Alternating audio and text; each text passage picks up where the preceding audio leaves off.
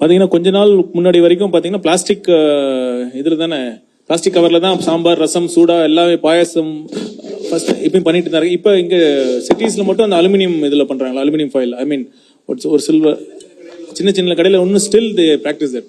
இதெல்லாம் பார்த்தீங்கன்னா உண்மையாலுமே இட்ஸ் பாய்சன் தான். நம்ம காசு கொடுத்து நம்மளுடைய உடலுக்கு தீங்கு நம்மளே ஏற்படுத்திக்கிறோம். அது மாதிரி இந்த மாதிரி கம்யூனிகேஷன்ஸ்லாம் பண்ண வேண்டாம் அப்படிங்க.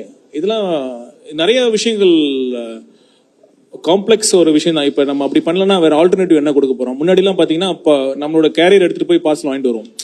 சின்ன வயசுலாம் பார்த்தீங்கன்னா ஒரு எப்பயாச்சும் ஒரு நாள் அக்கேஷன்லாம் போனீங்கன்னா புரோட்டாலாம் நான் சின்ன வயசுல வாங்கியிருக்கோம். போய் இதே இந்த குருமாவுக்கு போய் நம்ம பாத்திரம் எடுத்துட்டு போய் தான் வாங்கிட்டு வருவோம். இப்போதான் அந்த இது வந்துட்டு இருக்கு. எல்லாம் ஆல்டர்னேட்டிவ் நான் என்ன பண்ண போறோம்? இந்த ஃபாஸ்ட் மூவ்ல எப்படி நம்ம வாங்கிட்டு போய் டிஸ்போஸ் பண்றது? இப்போ நிறைய கேதரிங்ஸ் இருக்கு, வெளியே சாப்பிட்ற பழக்கம் நிறைய அதிகமாயிருச்சு. ஸோ அப்படி இருக்கிறப்ப இந்த ஸ்விக்கி, ஜொமேட்டோலாம் அவங்கள எப்படி பேக் பண்ணி எடுத்துட்டு வர போறாங்க? இது மாதிரி நிறைய சேலஞ்சஸ், காம்ப்ளெக்ஸ் ஒரு இதுதான்.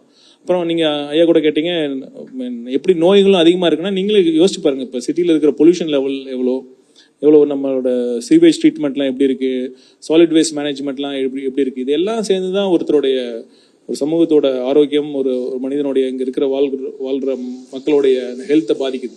அதெல்லாம் கண்டிப்பா இந்த சேலஞ்சஸ், ரேபிட் அர்பனைசேஷன் இருக்கனால அந்த அளவுக்கு அதை ஈடு கொடுக்குற அளவுக்கு நமக்கு அந்த சிவிக் கம்யூனிட்டிஸ்லாம் நம்ம பண்ணாம இருக்கும்.